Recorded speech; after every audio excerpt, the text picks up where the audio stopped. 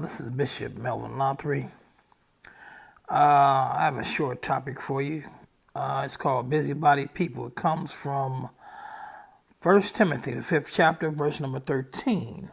And it reads as thus, and they withheld, learned to be idle, wandering about from house to house, and not only idle, but tattlers, also busybodies, and speaking things which they ought to not speak. And all the people said amen. My quick topic as far as busybody people, when you come into a new city, sometimes people going to try to inquire who you are, and sometimes there's nothing wrong with that, but it ain't what you do, but it's how you do it. People have a tendency to want to get off in your business and try to find out what they can, and a lot of them try to find out what they can to use against you. But my thing is, it's best to keep your conversation short and sweet, like, hi, how you doing? Good to see you, God bless you. Hope to see you again soon, and then you get on out the way. And some people may say you standoffish, but you're protecting yourself.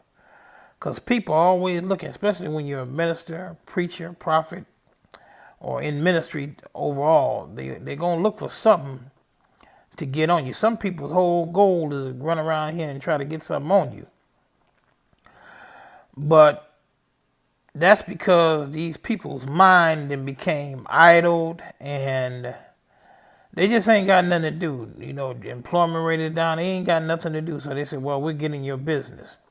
And I had someone approach me one time, and I moved from another city in the north, and I moved down south. And people would come up to me and ask me, how you doing? And get to ask me a bunch of questions.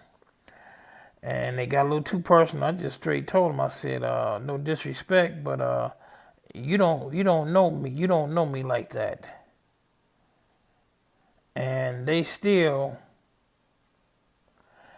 had it in their mind that they wanted it. What they were trying to do was get familiar with me, which familiarity brings on contentment. In other words, you don't want that.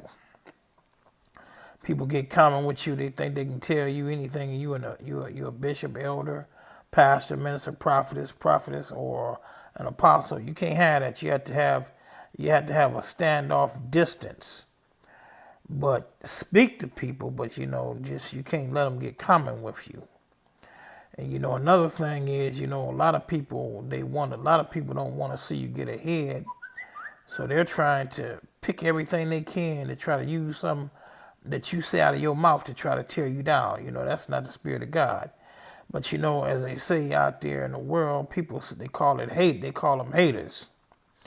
I call them busybody and jealousy. It's a little bit of busybody and jealousy involved in a situation like that.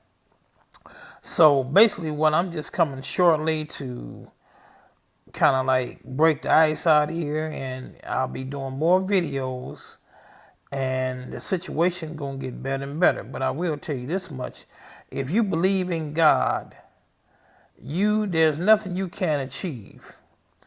You can go to the sky is the limit. As long as you believe in God. Matthew 6:33 says, seek ye first the kingdom of heaven, and all these other things will be added unto you. And then he said in Hebrews 10:23, for without wavering, he is faithful that promised. And then he picked it up over and defined it without being seen. He said, now faith is the substance of things hoped for, and the evidence of things not seen. Paul defined it. It let you know that all you got to do is believe. And once you believe, and you believe without wavering, it's on. So God bless you and keep you. May the heavens take a liking unto you. God bless.